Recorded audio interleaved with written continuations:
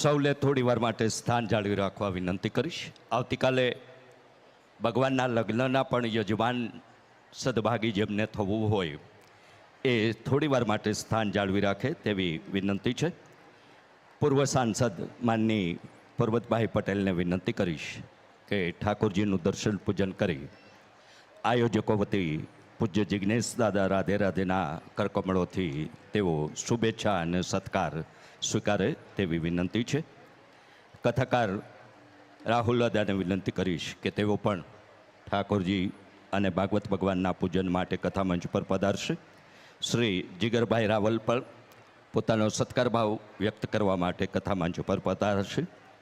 ડીસાના સન્માનની ધારાસભ્ય શ્રી પ્રવીણભાઈ માળીને પણ વિનંતી કરું કે આપ પણ કથામંચ પર પધારશો.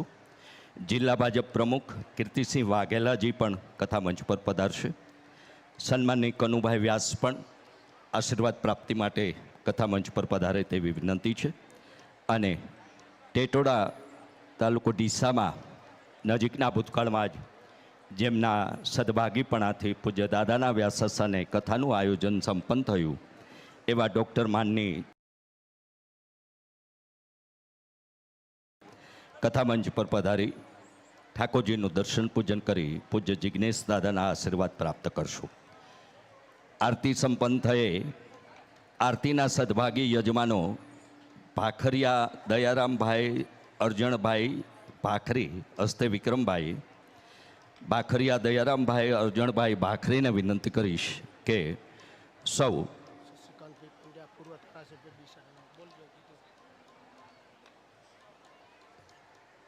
ભાખરિયા દયારામભાઈ અરજણભાઈ ગામ ભાખરી હસ્તે વિક્રમભાઈને વિનંતી કરું કે આરતીના યજમાન દયારામભાઈ અરજણભાઈ પોતાના પરિવારજનો સાથે કથામંચ પર પધારશે અને આરતીના સદભાગી થશે.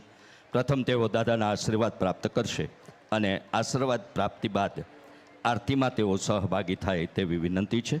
પૂર્વ સાંસદશ્રીને પણ આરતીમાં સહભાગી થવા માટે વિનંતી કરીશ. કથાસત્ર સમાપને છઠ્ઠા દિવસના પોથીપૂજન, આરતીનો ચડાવો અને સાથે સાથે ભગવાનના લગ્નના પણ દીકરી પક્ષે અને વર પક્ષે જેમને યજમાન પદ સ્વીકારવું હોય એવા મહાનુભાવો એ સદભાગીપણા માટે સ્થાન જાળવી રાખશે. આજે રાત્રિના 9 કલાકે લોકસાહિત્યકાર રાજભા ગઢવી, ભજનીક ગોપાલ સાધુ અને સ્ટેજ સંચાલન કરશે શ્રીરાજ ગામોટ.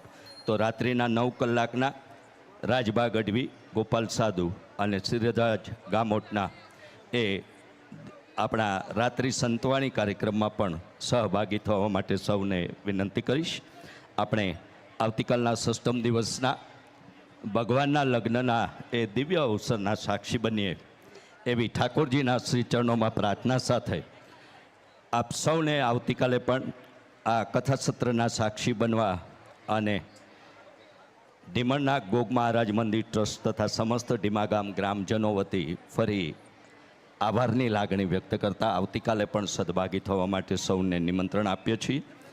જે મહાનુભાવોની યાદી મને મળી છે એ મહાનુભાવોના નામની ઉદ્ઘોષણા થઈ ગઈ છે, જેથી હવે કોઈ ધ્યાન દોરવાની આવશ્યકતા નથી.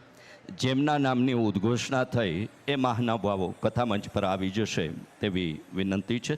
આવો આપણે પંચમ દિવસના કથાસત્ર વિરામની આરતીના સદભાગી યજમાન દયારામભાઈ અરજણભાઈ ભાખરિયા ભાખરી હસ્તે વિક્રમભાઈ એ પરિવારજનોને વિનંતી કરીશ કે તેઓ આરતી સંપન્ન કરે તેવી વિનંતી છે.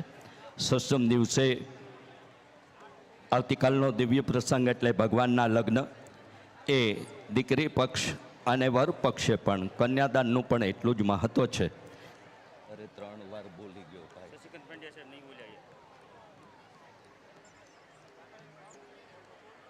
આવતીકાલે એ દિવ્ય પ્રસંગના સાક્ષી અને યજમાન બનવા પણ વિનંતી કરીશ. શશિકાંતભાઈ પંડ્યાને પણ પૂર્વ ધારાસભ્યશ્રીને પણ કથામંચ પર પધારવા વિનંતી કરીશ.